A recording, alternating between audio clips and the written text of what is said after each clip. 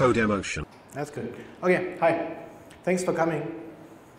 I have no idea how I ended up in this front-end track because there is not much front-end actually in what I'm going to show to you. Anyway, thanks to the organizers for having me here for the second year in a row. Does everybody hear me well? Does everybody understand me well? Awesome. So, my name is Pavlo Baron. I'm working for a company called CodeCentric, and my focus is distributed systems and, well, complex storage systems, analytical platforms, machine learning, and stuff like that for companies you've probably never heard of, but it's banks, insurances, it's not Google and Facebook. But anyway, they also are building things, and I'm in this consulting job doing all that, mostly using open source software, of course. So, well, actually, I'm also writing books. This is a hobby.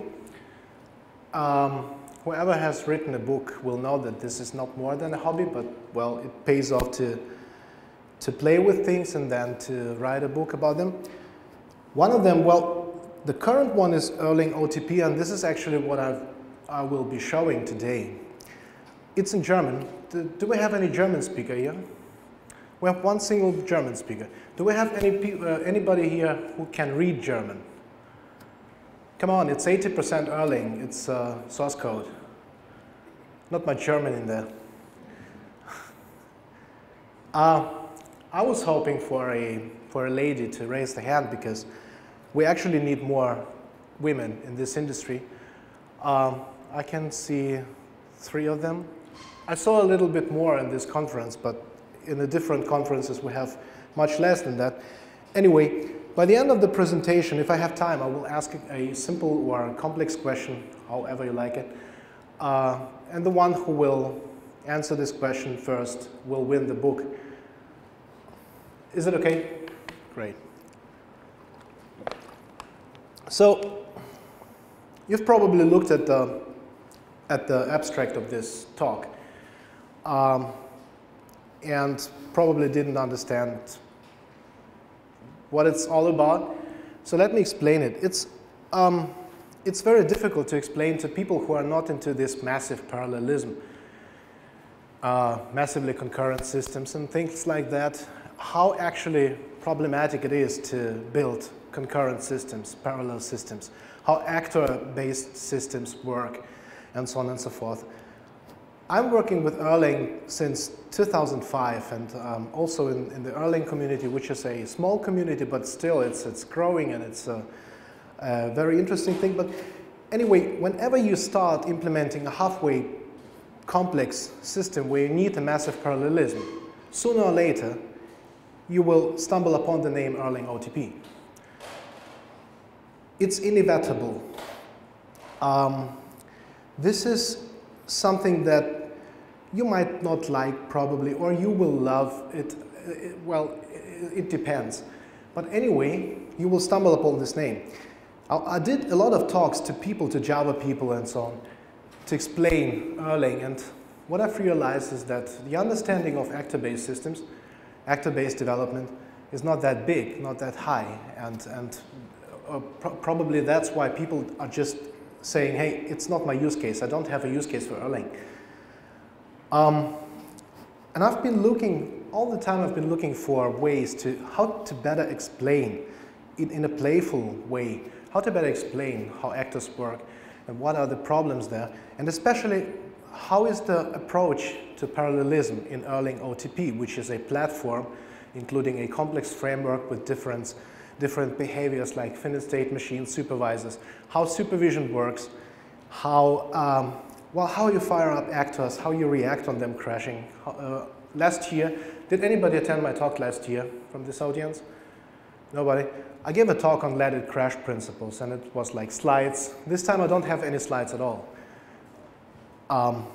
Okay, so searching for the way how to explain Erlang's approach to parallelism, I just thought, hey, why not just use something that everybody should know in this audience, as I hope. So this time, let's just watch a video, okay? Just a short video. Do we have sound?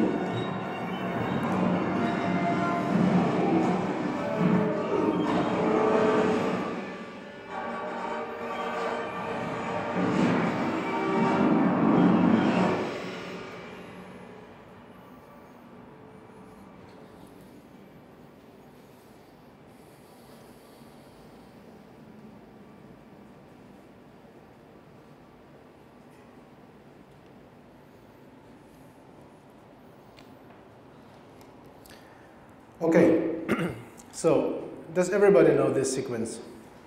Well, a little bit brutal, I agree. But anyway, so let's run this sequence in Erlang. Probably should turn off the light again, because it's a black background and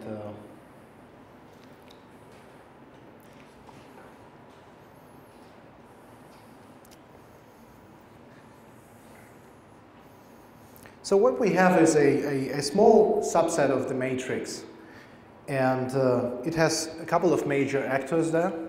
We call them processes in Erlang, and you can see what happens here. Can everybody read it? Does everybody see it? So just read it up, and you see that Smith creates at the beginning 3 clones of himself, and Smith is, of course, is implemented in Java. This is the most important thing.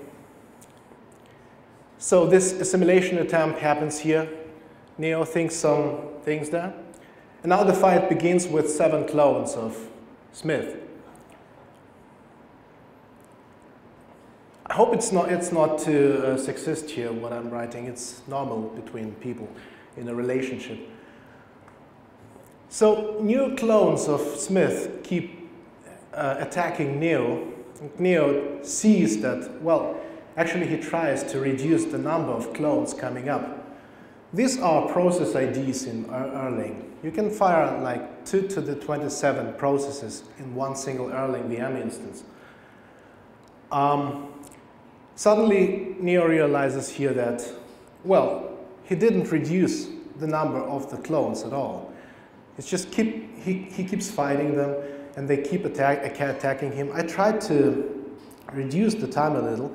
I will show you the screenplay, how it's implemented in Erlang afterwards. So the fight begins again, and he crashes into the bench or over a bench, and of course, he only can think of Trinity during the fight.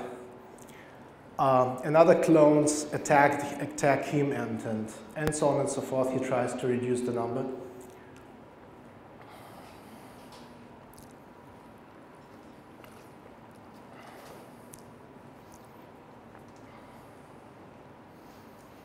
And suddenly he sees again it's 8 clones. Well, it's not that spectacular, right? It's going to be better. You have seen the scene where more and more clones have appeared there, so let's just have it here in a little.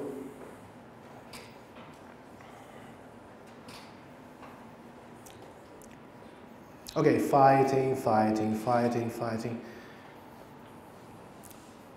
more. The clones come back. It's still 8 of them. At the beginning, it's not that many clones that he's fighting. Probably I should have shortened this a little bit, this sequence, but I wanted to keep the time, the overall time. So now the woman with the food bags appears, thinks something here. Jackson appears. And Jackson, of course, is implemented in Pascal, right? Because it's a simpler program. And now he simulates the woman, and then this communication sequence happens here between Smith and Jackson, where Smith sticks his hand into his belly and assimilates Jackson. Jackson becomes even Smith. Now he looks resolute, and then he attacks with 15 more clones. He attacks Neo now. So Neo just tries to find a better fighting position here. And now they fight again. Of course, Neo is thinking all the time of the same person.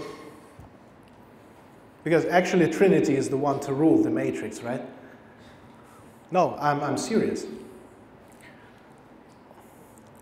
So we see that the number of processes, well, it's not directly mappable, but still, there are new processes with completely new IDs. So we have much more of processes. The problem here is that I've implemented this that way, that Neo sees that he has reduced Smiths whenever he kills 1 or 2, and then he keeps reproducing himself. Now Neo grabs a pole and cleans the pole with the body of a Smith clone. You remember? Now the fight is going on with Neo having a pole in his hands. So he can even eliminate more clones of Smith in one go. So the beating sequence, the beating frequency is 5 seconds. It's configurable in what I've implemented.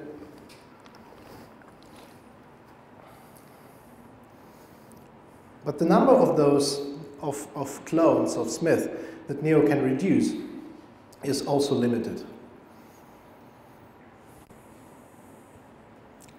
So now Smith says more, now he sends off 500 of them. It's still the ball in the hand, and the fight goes on. Neo accelerates his beating frequency or accelerates his beating power. Now more of clones keep going, but anyway, new ones come back. And the secret sauce here is that it will always be the same number of clones. So the actors are actually being killed all the time. And this is what I will try to explain afterwards.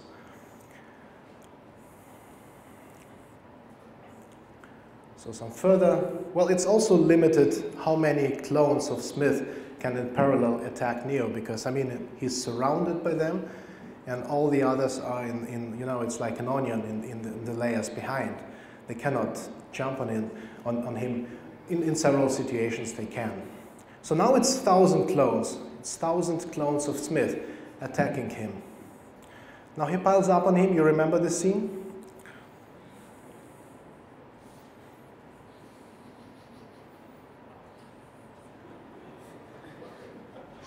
Forgive me my comments, please. A little bit fun.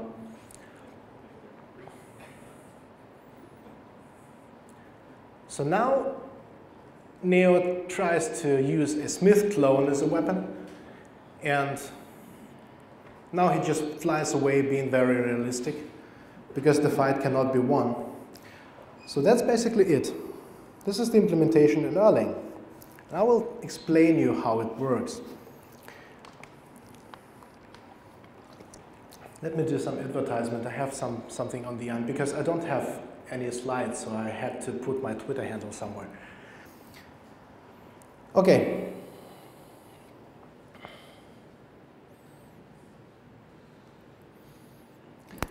Did anybody of you ever do some Erlang programming here in the room? Ever looked at the concepts? Okay. So Erlang itself, it has a VM which simulates sort of operating system in it. So the number of processes is not directly mapped onto the number of available threads or processes in the system, so it's not depending on the system limits here. It uses its own schedulers to schedule between processes that run in parallel. Even when you use KQ or ePOL, they will actually run in parallel on several cores. So there is also this OTP part. This is Open Telecommunication Platform, which brings a couple of behaviors to implement reliable programs in Erlang with reusable templates. Some of those templates are, for example, the main template is, to start with, is application. So you can package the whole Erlang program in an application with things like code redeployment and things like that. So you don't have to stop your running Erlang VM in order to upgrade your code. Next thing to talk about is the supervisor. The supervision works in the OTP or in Erlang generally. The way that there are processes linked to the others, they can know when other processes are going down, and they have a configurable strategy to bring them up again. This is the most important thing. So how is it implemented? Let's look at it. There is this Neo versus Smith application. Neo versus Smith supervisor. This is just a supervisor to control all the other major actors, processes. Now we have a Neo server. A server is simply a worker process which can get messages. All in Erlang is message-based. processes communicate with each other, exchanging asynchronous messages put into their mailboxes, and they pull them off and do some work and loop infinitely until they are allowed to die, or they want themselves to die, or until they get killed intentionally or unintentionally. This is a very interesting thing. So then we have the Smith supervisor. The Smith supervisor is the main Smith. This is the Smith program here. And this program is able to run up to, in my case, up to 1,000 anonymous clones of itself. Further Erlang processes, they don't even have a name. They can be accessed by a process ID. It will fire up all these processes and use them through coordination to fight Neo. Neo is the chaos monkey in this system. All the others are programs. Neo is the chaos monkey. The chaos monkey is there to kill, to randomly kill processes. And the Smith supervisor takes care of reproducing himself, firing up new clones, fighting Neo, sending them off, giving them commands. So we also have this woman's server, which has a very small role here, as well as Jackson, as well as Trinity as well, so she's the one to rule the matrix, as I told you. And Smith clone is the server which will get messages from the supervisor, from the main Smith process. And I also have this matrix FSM. This is another very interesting behavior in OTP. It's called finite state machine. It's an implementation of a finite state machine, of a classic finite state machine, where you just switch states. You go from one state to the other until you've reached the final state. So the finite state machine in this case has a screenplay. This is the whole description of the sequence, of this fighting sequence, giving commands to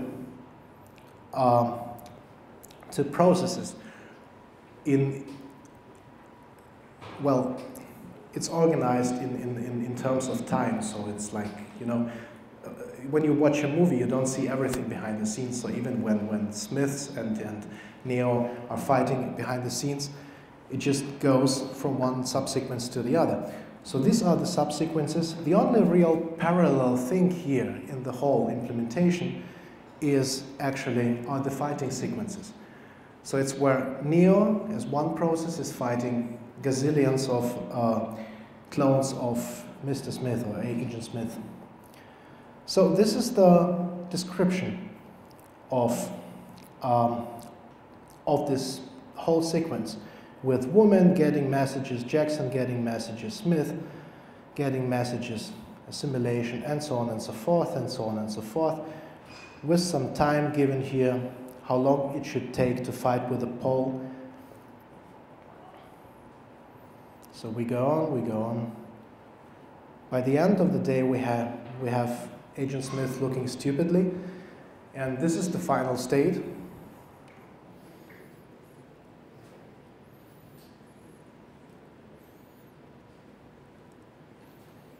Oh, this is terrible to look at the code when it's that big, but you need to see it on the last rows here. So this is actually the Erlang code.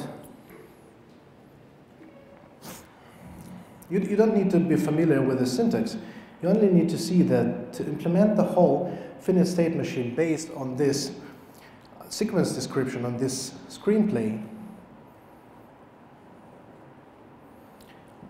including the dummy code, which is there to convince Erlang to compile this when warnings are equal to errors.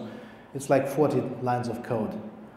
It keeps switching this, it keeps stepping through the screenplay, one step after the other, sending out messages, only sending out parallel fighting messages to both, to Neo and to Agent Smith. Those are real fast. I shouldn't show this code at this moment, because I will show the code. I will put this code on GitHub so you can have a look at it. I hope I will do it today evening. So, okay, a supervisor. The supervisor knows the child process of itself. So it has a configuration, a declaration of how to deal with processes crashing.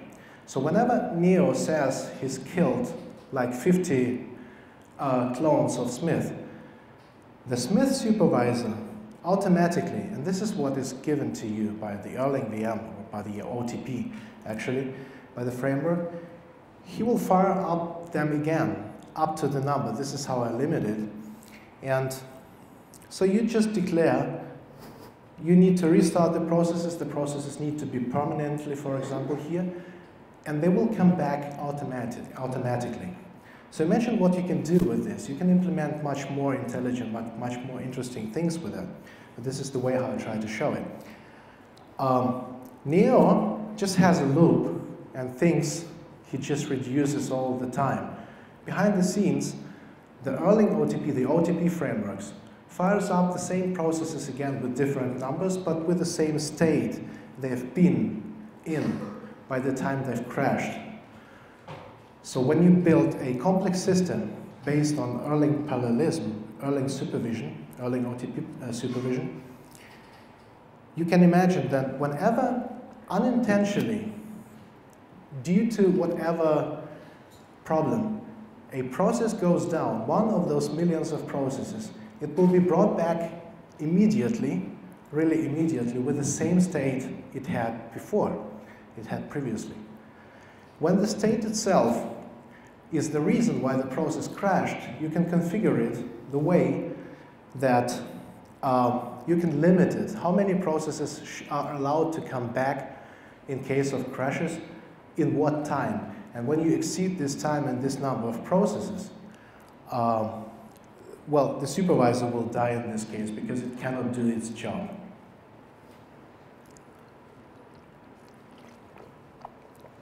So this is actually how it works. I can show you some code. It's not that good readable, to be honest. But anyway.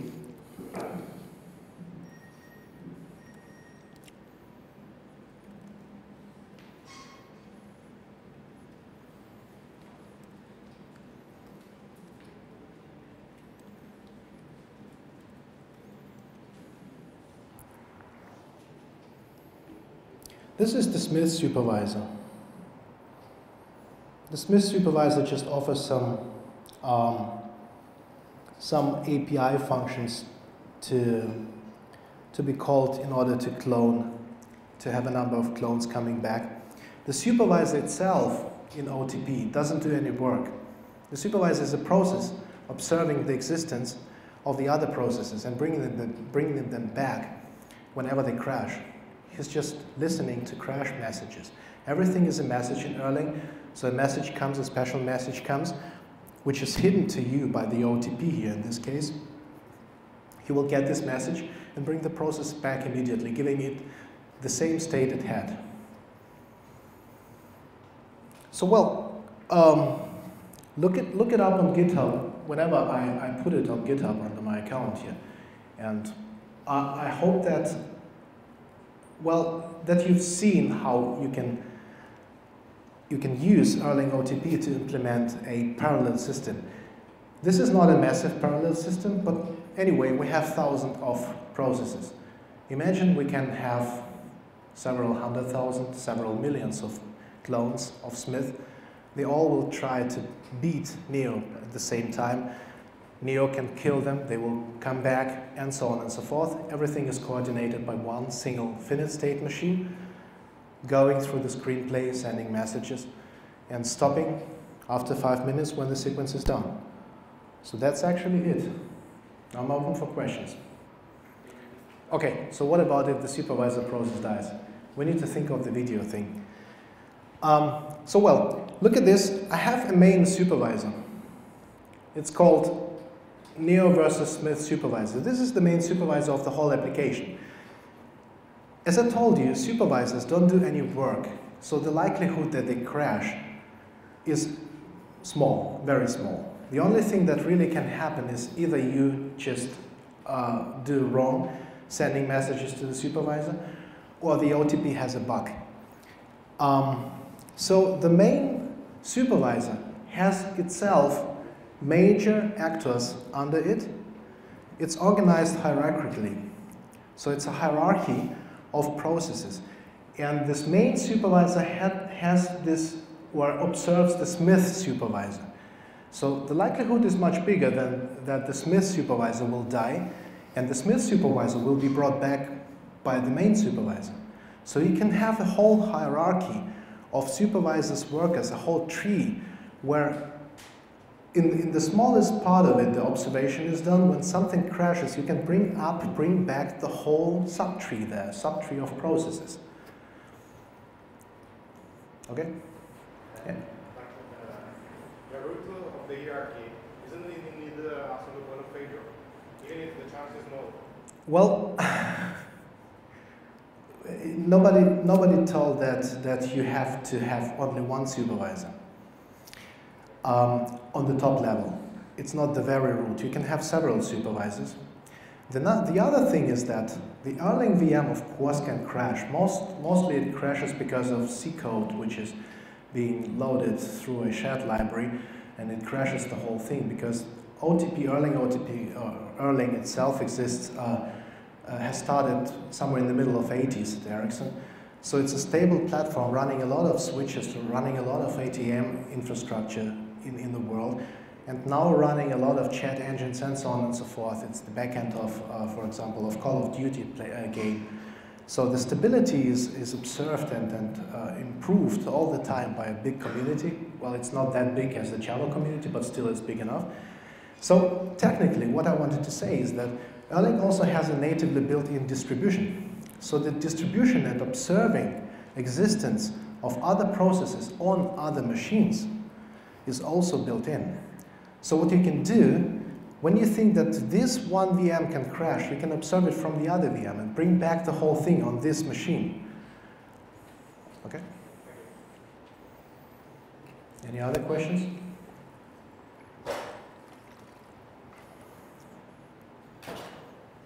Okay, in this case, thank you very much. Well, yeah, just a second. I need to get rid of this book because it's 550 pages big, and it's too heavy for me.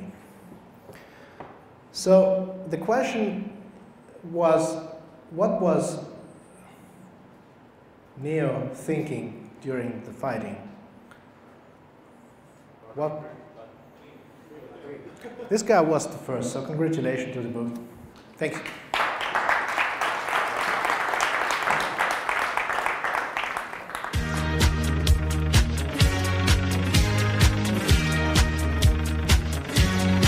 Codemotion.